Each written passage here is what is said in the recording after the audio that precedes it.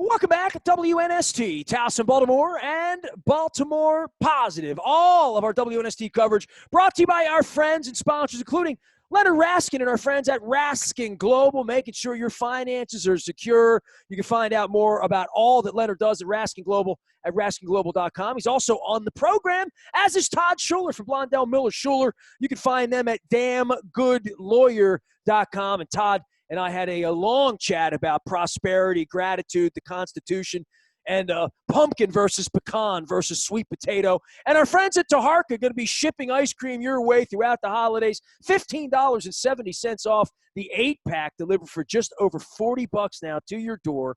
Eggnog, peppermint bark, and sweet potato casserole. Tell you what, it's football season.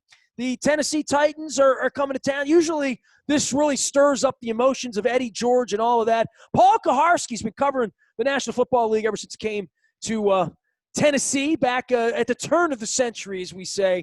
This has become quite the rivalry, and certainly this week with the Ravens with a lot on the line right now and reeling, here come the Tennessee Titans to bring a little bit of a dose of what hit him last year. Paul Kuharsky can be found at Paul Kuharsky NFL. When he's not writing about the National Football League, he's writing about my other favorite topic, which is Bruce Springsteen. What's going on, Paul? How you been, man? I don't write so much about him as I just listen to him. So that's more of what I dive into when I'm not working. The new gig, you like the new album? You been listening? Yeah, I like it a lot. I wish Song for Orphans wasn't on there. I hate when there's one that interrupts my flow and makes me reach to skip it. But I think it's excellent. And my kid, who's 11 and has far different musical tastes than I do, loves Ghosts. So we crank up Ghosts. All right, man. As long as he likes something. I mean, I saw Eddie Van Halen's kids got the new song going, and he's talking about his dad, put the video up. So, I had to ask myself about 3 months into this pandemic, what I missed more, sports or music. And at that time, it was definitely music. Now that sports is back, I think I miss music even more. But the normalcy of sports, right? Like, I flew to Houston week 2, sat in an empty stadium. I went down to D.C. and up to Philly. The empty stadium thing, for what we've done for a living all of our lives, this is just a really bizarre period. And, I hope we don't get too used to this. Yeah, I don't love the empty stadium thing. I miss the locker room access more because differentiating yourself becomes more difficult when you can't. I mean, we don't know these rookies or these free agents that came in to any degree outside of, a conversation like this with a whole bunch of people in it. So very unconventional, very different, making it work the best we can. But to be able to turn the TV on and see a game when you're not working is the key thing. And that was an awfully dead and gloomy period there. So I'm glad that's over with for sure. It feels like a million years ago before the pandemic, but it was, 6-8 weeks before the pandemic that the Titans were coming in. I had all of you on from Tennessee, and I had been traveling down to Florida to look for hotel rooms for all of our bus trips. We were all going to be going down. Lamar was going to win the Super Bowl in Miami. We're 14-2. And then they couldn't tackle Derrick Henry, and they couldn't make a yard on 4th and 1. And the fortunes turned, and now you look 9 months later for this team here. No Marshall Yanda, no Ronnie Stanley, no Nick Boyle. I mean, it's a whole different thing to contend with right now. If you're Mike Vrabel, if you're putting that defense together, and I know the Titans haven't been very good lately either after getting off to a real nice start. Yeah, Titans, the defense was disappointing even during the 5-0 start. They're waiting on Adoree Jackson, their best cornerback, who's been out all season. So I don't know if it's time for him yet. He could make a big difference. They can't rush the passer at all. Vic Beasley was a disaster. They gave him $9.5 million for nothing, and he's not here anymore. So they've got a lot of problems defensively. It was historically bad on 3rd down for a while. They've settled down there. But it's got to be an offensive football team. It's got to start with Derrick Henry. Ryan Tannehill's got to be super precise. And that hasn't been the case over the last few weeks when they've faced some really good defenses. They saw Pittsburgh. They had a 45-yard field goal to send that into overtime. And another guy who's really been a disappointment, Steven Gostkowski, missed that. So they lost that one. And things have gotten away from them since then. They lost at Cincinnati, which shouldn't have happened. That was a dud game. They beat Chicago despite a very good defensive effort from the Bears. And then they fell apart against the Colts, the team they really need to get past in the AFC South. So they've lost 3 out of 4 to get to 6-3. And now you could put them in a big lump, I guess, with the Ravens, with the Raiders, with the Browns, who they play soon. They've got Indianapolis again next week after the Ravens. And I put them down. I don't pick games, but I think the Ravens, very difficult game for them based on where the Ravens are right now and based on what happened last year with that grudge feeling carried for the Ravens for a long time. And if you're choosing between those two games, obviously you want the playoff one last year, but there may be consequences for that now. Well, you know, I mentioned Ronnie Stanley and how this whole thing's different offensively. Certainly the loss of Taylor Lewan and what the Titans want to do in running the football, in jamming it down your throat, and that they're doing less of it. He's getting less touches. It might be time to be giving him the ball a little bit more here this week. I think the Ravens would certainly expect that. I don't know. Everybody's talking about fewer touches. I mean, he got a ton of touches the first 3 weeks. He was, I think he had 31 opening night. He had 25, 26 the second 2 weeks.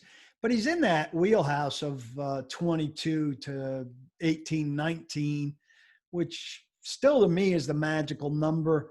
2 of those games they lost relatively big, so he dropped off at the end a little bit. I certainly think they'd like to get him between 20 and 25. And their other 2 running backs have gotten a few more touches than you might expect. Jeremy McNichols on third down has run very well when he's gotten the ball. Derrick Henry's just not in there on third down. It's not third and short very often. He's not a good pass protector. And he's not a good pass catcher. They don't throw to the backs very often on third down. The third-round pick, Darrington Evans, has been hurt and hasn't been a contributor yet this season. And so, I mean, the path to success is through Henry and then the play action off of that. But they've just not been precise enough. A.J. Brown 2 weeks in a row has dropped a touchdown bomb.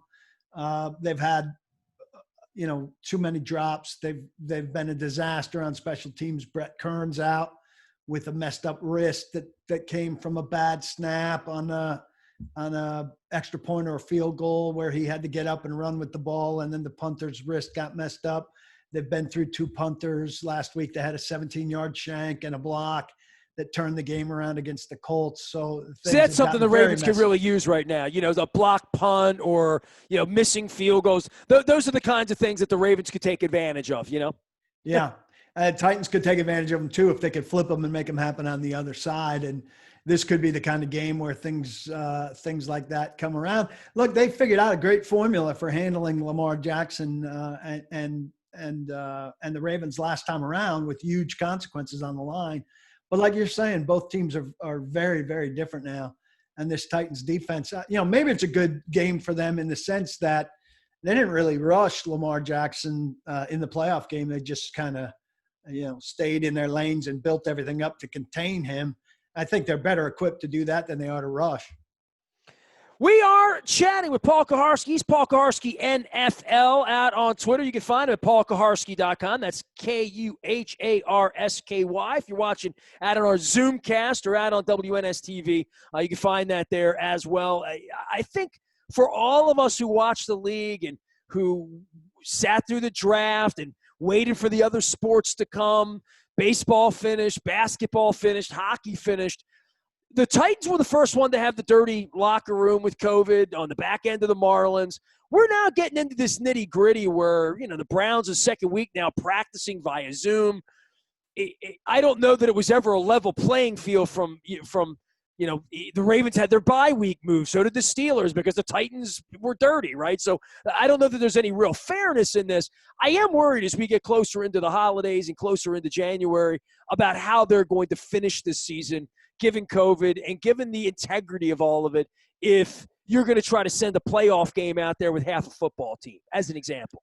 Well, I think, they adjusted a lot of the protocols based on what happened to the Titans. It's awfully foolish to have somebody come back with a positive test on a Saturday morning.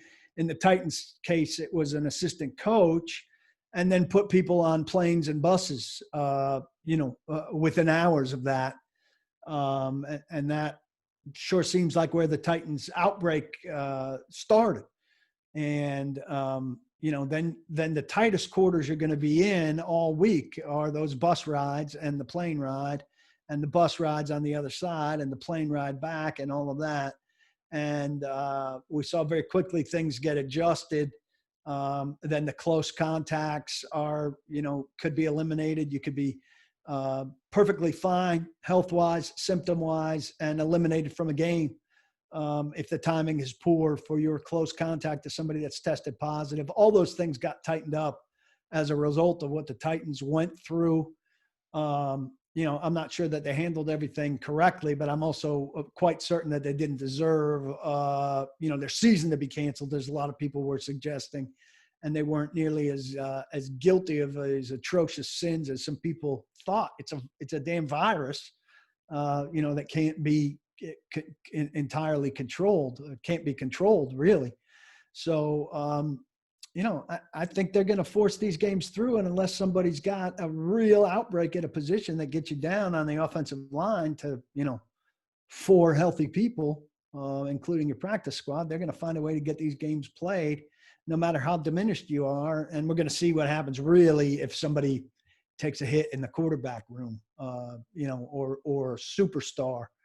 Well, the game's already built like that, right? Like the Saints right now with Drew Brees, thumbs down on them if you think they're going to win a championship without him, right? So getting him better, that's the case with a lot of teams with injury, but injuries aren't contagious. Right. Yeah. And if it takes out your quarterback, not just your quarterback, but your quarterback room, then we'll really have a story. But they've been able to stave that off. But the numbers are obviously trending again in a bad direction, as we were, told by science people they were going to do as the weather turned, as the seasons turned. And it's probably a bigger concern with the weather in other places, and depending on how people behave during the holidays and all of that. So not out of the woods yet, but they're going to play a Super Bowl. You know it. I know it. The American people know it. There's too much money at stake, and they'll find a way.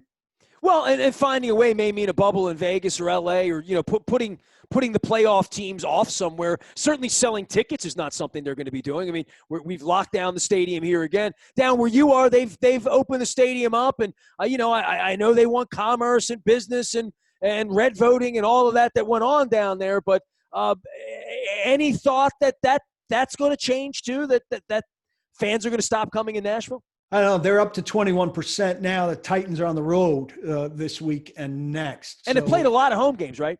Yeah. They've really they've only got, what do we say here? 2 more home games. Yeah.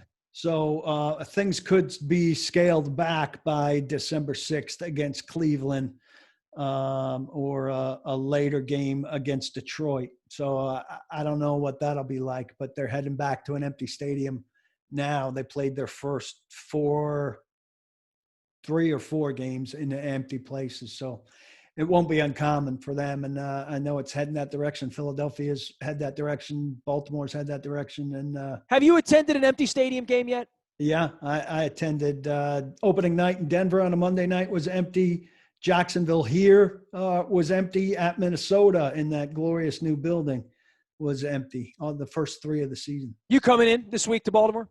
I am, unless something changes. Yeah, I traveled early, and I took Indianapolis and in New England. I didn't go the other night. You know me, 25 years. I've missed a handful of games back. My wife was sick, and a few other weird occasions to miss games. But watching on TV and COVID and the Zoom thing, it just it hasn't felt so beneficial to be there to some degree. Other than watching the benches and formations and the all-22 tape that's available now, I am risk averse when it comes to this. So, I mean, hey, we'll get you crab cake when you come in, Kuharsky. I mean, yeah, I'm still all for serving that, a crab cake. Yeah, so still get you over to Fadley's. I mean, no problem. I told Jimmy Wyatt we'll send him over to Fadley's, no problem.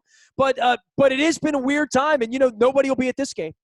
Yeah, I've with my independent business, I've still been able to find a sponsor. Thank you, Tennessee Heating and Cooling. Go ahead, give them hell, Tennessee Heating and Cooling. Shout out. I feel compelled to be there still. We do get a little bit extra in terms of player quotes for those of us that are there. And I don't know, it still somehow feels like it's what we do, right like thing literally, to do. right? Yeah. I mean, literally. Well, Paul, I hope you keep doing it, and at least pack some Springsteen in the iPod there when you're up and at 'em and coming into Baltimore. We'll get you to Fadley's if you're jogging through the harbor. I'll honk the horn. And hey, man, when Titans come to town, it's always a slobber knocker. It's never easy. And I was the guy that predicted a big Patriots beatdown on Sunday night. Saw how that worked out, right? That's a good call. Yeah. I'm not one to predict, but Mike Vrabel has had a very good success after buys and mini buys, and they needed rest badly. And this really kind of qualifies as their buy because they screwed up their buy and like you said, Baltimore's buy and Pittsburgh's buy with the COVID delays. So I do expect that they'll have some stuff straightened out from having had a couple days for the coaches to kind of evaluate and adjust. But there's a real tough stretch here at Baltimore, at Indianapolis, and Cleveland at home. And we're going to know what these guys are in 3 weeks for sure. You can find all the work of Paul Kuharsky at paulkuharsky.com. Also at Midday 180. You can follow him out on Twitter at Paul Kuharsky NFL. Take care. Stay safe, man. Wash your hands. Wear a mask. Be careful when you're in here. But get a crab cake over Fadley's. You will not be disappointed that you did. Yeah, you're going to have to send me that name. I don't know that name. Fadley's, world famous Fadley's, Faidleys, Fadley's of Lexington Market. Stop on down. Get some fries and coleslaw. Do it up right. I will. There you go. Doubt. Paul, Thanks, I appreciate you, man. Thanks for coming on. Appreciate it. Sure. Paul Kuharsky, longtime NFL reporter down in Nashville. Looking forward. Maybe get on the Nashville docket, get a trip down there. And once everything gets normal again, I can go back down to Monell's and pass the grits and pass the fried chicken and the biscuits and all that good Southern stuff I love doing. But football this week, it's a final 1 o'clock game for a little while. We go to Thursday against the Steelers on Thanksgiving, and then next Thursday after that against Dallas, and then a Monday against Cleveland. So a disjointed little Sunday afternoon, a little red zone for me. That probably means more fried chicken from Royal Farms, real fresh, real fast. I am Nestor. Ness at BaltimorePositive.com finds me. Twitter, Facebook, LinkedIn, Snapchat, Instagram, anywhere you are. We are WNST.net, AM 1570. Towson, Baltimore, and we never stop talking Baltimore positive.